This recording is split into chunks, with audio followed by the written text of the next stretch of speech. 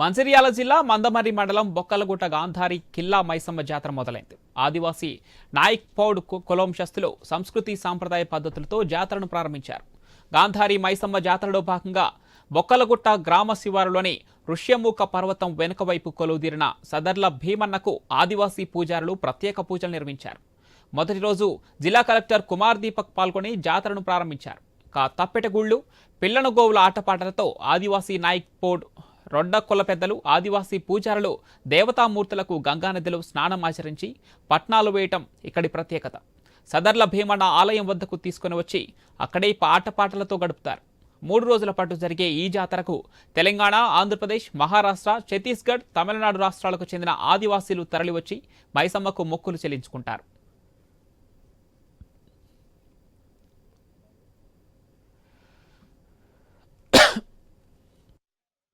మాఘశుద్ధ పౌర్ణమికి మన బొక్కలగుట్ట అడవి ప్రాంతంలో ఉన్నటువంటి శ్రీ గాంధారి కిల్లా మైసమ్మ జాతర మనం ఘనంగా నిర్వహించుకోవడం జరుగుతుంది. అయితే ఈ యొక్క జాతర మనము 1993 నుంచి ఇక్కడ జాతర నిర్వహించుకోవడం జరుగుతుంది.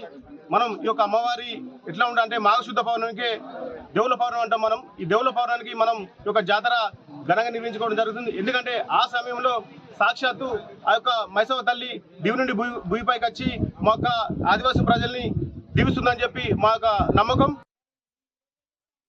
ఈరోజు మన కైతన్పల్లి మున్సిపాలిటీ కింద మైసమ్మ గుడి దగ్గర నాయక్పూడ జాతర ప్రారంభమవుతుంది. కాబట్టి అక్కడ అన్ని సౌకర్యాలు కరెక్ట్గా ఉందా లేదా, ఎల్లుండి ఎక్కువ మంది వస్తారు కాబట్టి దానికి మంచిగా అరేంజ్మెంట్ ఉందా లేదా అది చూడడానికి వచ్చాను. సో ఇక్కడ చూస్తే మున్సిపాలిటీ నుంచి శానిటేషన్, వాటర్ సప్లై అన్ని అరేంజ్మెంట్ చేస్తున్నారు. సేమ్గా ఫైర్ డిపార్ట్మెంట్ నుంచి ఎందుకు ఎండాకాలం వస్తున్నాయి అండ్ ఎక్కడైనా అది ఫైర్ నుంచి యాక్సిడెంట్కి ఛాన్సెస్ ఉంటుంది కాబట్టి వాళ్ళు అందరూ జాగ్రత్తగా చేయాల్సింది. మనం ఫైర్ వెహికల్ కూడా పెట్టాము, కానీ ఆర్గనైజర్స్ అండ్ భక్తులు దయచేసి కోఆర్డినేట్ చేసేసి కొంచెం కోఆపరేట్ చేయాల్సింది. ఎక్కడైనా ఫైర్ యాక్సిడెంట్కి ఛాన్సెస్ ఉంటుంది అక్కడ ఏం చేయకుండా, ఎక్కడైనా సేఫ్ ప్లేస్ ఉన్నాయి అక్కడే మాత్రం చేయాల్సింది.